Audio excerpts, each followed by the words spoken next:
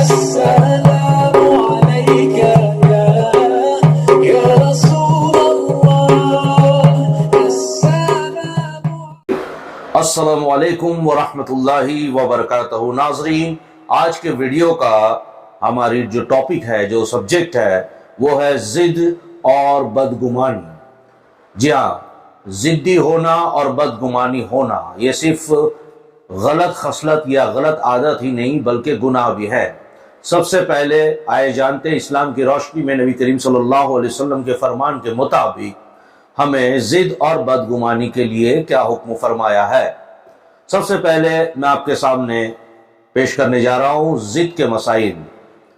اپنی کسی بات میں اس طرح اڑ جانا کہ کوئی لاکھ سمجھائے مگر کسی کی بات اور سفارش قبول نہ کرے، یعنی اپنی بات پر ایسے اڑ جائیں کہ لوگ سمجھاتے ہیں مگر پھر بھی ہم نہ سمجھے، اٹل رہے، اڑے رہے، اس کو ضد کہتے ہیں یا ضدی کہتے ہیں۔ یہ آپ ذہن میں رکھیے، اس بری خصلت کا نام ضد ہے۔ یہ اس قدر خراب اور منحوس عادت ہے کہ آدمی کی دنیا و آخرت کو تباہ و برباد کر ڈالتی ہے۔ ایسے آدمی کو دنیا میں سب لوگ ضدی کہنے لگتے ہیں اور کوئی بھی اس کو منہ لگانے اور اس سے بات کرنے کے لیے تیار نہیں ہوتا۔ یہ وہی خبیث عادت تھی جس نے ابو جہل کو جہنم میں ڈھکیل دیا۔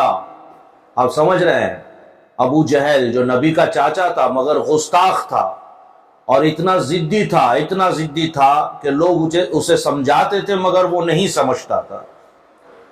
آگے دیکھیے، ہمارے پیغمبر صلی اللہ علیہ وسلم اور مومنوں نے اس کو لاکھوں مرتبہ سمجھایا۔ کس کو؟ ابو جہل کو۔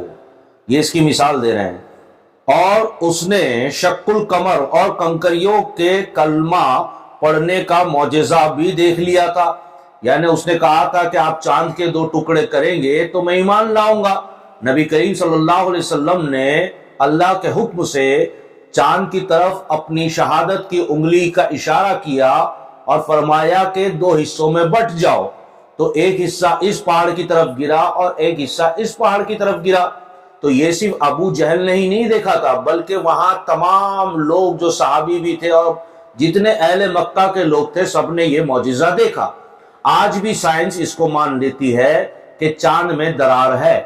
اسی طرح دوسرا معجزہ، ابو جہل نے کہا کہ میرے ہاتھ میں کیا ہے؟ اس نے کچھ کنکریاں لے رکھی تھی مٹھی میں اور کہا بتاؤ آپ اگر اللہ کے سچے رسول ہے تو میرے ہاتھ میں کیا ہے یہ بتائیے۔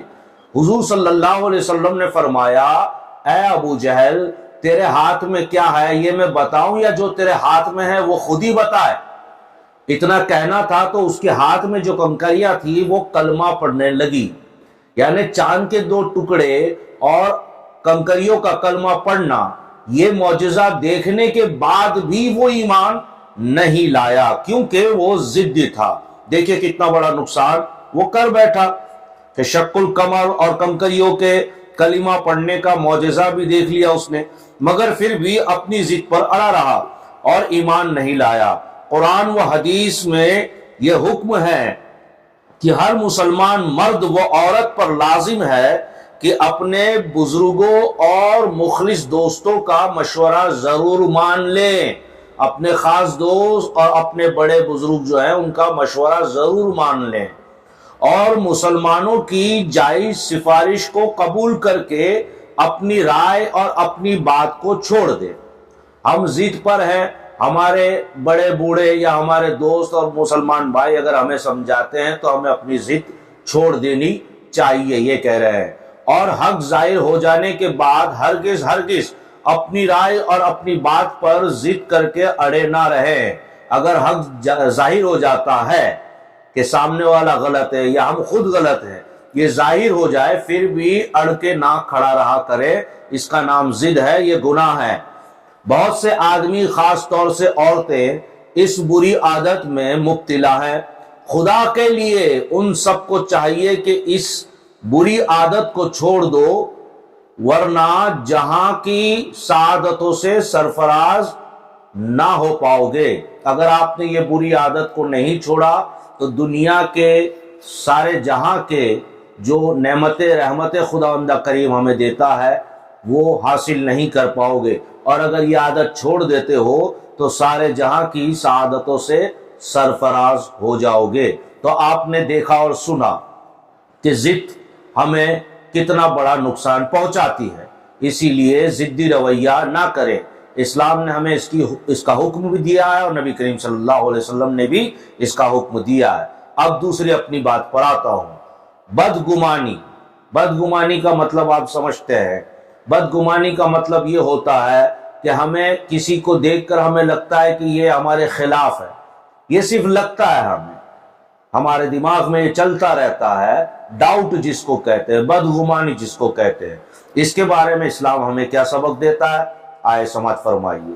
بہت سے مرد اور عورتوں کی یہ عادت ہوتی ہے کہ انہوں نے دو آدمیوں کو الگ ہو کر چپکے چپکے باتیں کرتے ہوئے دیکھا کہ فوراً بدگمانی ہو جاتی ہے کہ یہ میرے ہی متعلق کچھ باتیں ہو رہی ہیں اور میرے ہی خلاف کوئی سازش ہو رہی ہے۔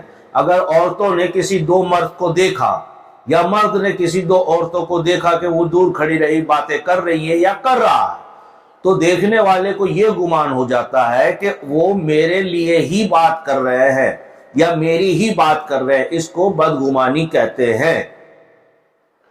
اسی طرح عورتوں کے بھی، اگر عورتیں اپنے شوہروں کو اچھا لباس پہن کر کہیں جاتے ہوئے دیکھتی ہیں یا شوہروں کو کسی عورت کے بارے میں کچھ کہتے ہوئے سن لیتی ہیں، تو ان کا فوراً اپنے شوہروں کے بارے میں یہ بدگمانی ہو جاتی ہے کہ ضرور میرے شوہر کا فلانی عورت سے کچھ ساج باج ہے۔ یعنی یہ عورتوں میں بھی خصلت پائی جاتی ہے کہ اگر اپنا شوہر، ان کا شوہر جو ہے اگر اچھے کپڑے پہن کر کہیں چلے جائے تو بدگمانی ہوتی ہے۔ اب باہر کہیں گیا، کوئی عورت مل گئی، ہو سکتا ہے اس کی دوست کی بیوی ہو یا اس کی کوئی بزنس سے ریلیٹڈ ہو، یا ہمارے آس پڑوس میں بھی بہت سی عورتیں رہتی ہیں جو ہم کبھی کمپاؤنڈ میں جاتے ہیں تو مل لیتی ہیں، لیکن بیویوں کو یہ شک ہو جاتا ہے کہ اس کے ساتھ اس کا کوئی چکر ہے، یہ اسے کہا جائے گا بدگمانی۔ یہ گناہ بھی ہے اور اس میں نقصان بھی ہے۔ اسی طرح شوہروں کا حال ہے کہ اگر ان کی بیویاں میکے میں زیادہ ٹھہر گئی یا میکے کے رشتہ داروں سے بات یا ان کی خاطر مدارت کرنے لگی تو شوہروں کو یہ بدگمانی ہو جاتی ہے کہ میری بیوی فلاں فلاں مرد سے محبت کرتی ہے۔ یہ مردوں میں بھی خصلتیں ہیں، اگر ان کی بیوی میکے گئی ہے اور وہاں زیادہ رک گئی تو مردوں کو یہ شک ہو جاتا ہے، وہم ہو جاتا ہے، بدگمانی ہو جاتی ہے کہ میری بیوی کا وہاں کسی کے ساتھ کوئی چکر ہے، کہیں کوئی بات تو نہیں ہے، ایسے دماغ میں آ جاتا ہے۔ بس اسی بدگمانی میں طرح طرح کی جستجو اور ٹو لگانے کی فکر میں مبتلا ہو کر دن رات دماغ میں علم غلم قسم کے خیالات کی کھچڑی پکانے لگتے ہیں، اور کبھی کبھی رائے کا پہاڑ اور فانس کا باعث بنا ڈالتے ہیں۔ ہم ڈسٹرب ہو جاتے ہیں، ہم بے چین ہو جاتے ہیں اس عادت کی وجہ سے۔ اسی لیے پیارے بہنوں اور بھائیوں، یاد رکھو کہ بدگمانی کی یہ عادت بہت بری بلا ہے اور بہت بڑا گناہ ہے۔ قرآن مجید میں اللہ تبارک و تعالیٰ نے ارشاد فرمایا کہ ان بعد الظن اثم، یعنی بعض گمان گناہ ہے۔ کچھ گمان ایسے ہوتے ہیں جو ہمارے دماغ میں آتے ہیں، لیکن بعض گناہ، کچھ گمان ایسے ہوتے ہیں جس کا دماغ میں لانا اور گمان کرنا گناہ ہے، جیسے میں نے یہ ابھی بتایا، یہ گمان ہے۔ آپ سمجھ گئے میری بات، یہ گمان ہے۔ لہٰذا جب تک کھلی ہوئی دلیل سے تم کو کسی بات کا یقین نہ ہو جائے، ہرگز محض بے بنیادی گمانوں سے کوئی رائے قائم نہ کر لیا کرو۔ یعنی جب تک اس کا پورا پروف اور یقین نہ مل جائے سامنے والے پر، شک اور گمان یا اس کو لے کر اپنے دماغ میں ایک رائے مت قائم کر لو کہ یہ برا آدمی ہے، یہ خراب آدمی ہے، ایسا نہ کرو۔ جب تک کہ ہمیں اس کا ٹھوس یقین نہ ہو جائے، ہمیں اس کے لیے رائے قائم نہیں کرنی چاہیے۔ اسلام نے ہمیں یہ سبق دیا۔ اور اللہ تبارک و تعالیٰ نے بھی قرآن مجید میں ہمیں اس کا حکم دیا ہے۔ تو جب تک ہم تفسیس نہ کر لیں، بدگمانی میں مبتلا نہ ہوا کریں۔ اللہ تبارک و تعالی ہمیں ضد اور بدگمانی سے محفوظ فرمائے۔ ویڈیو اچھا لگا ہے تو کامنٹ میں بھی ضرور کہیے گا اور سبسکرائب بھی کیجئے گا، لائک اور شیئر بٹن بھی دبا دیجئے گا۔ السلام علیکم ورحمۃ اللہ وبرکاتہ۔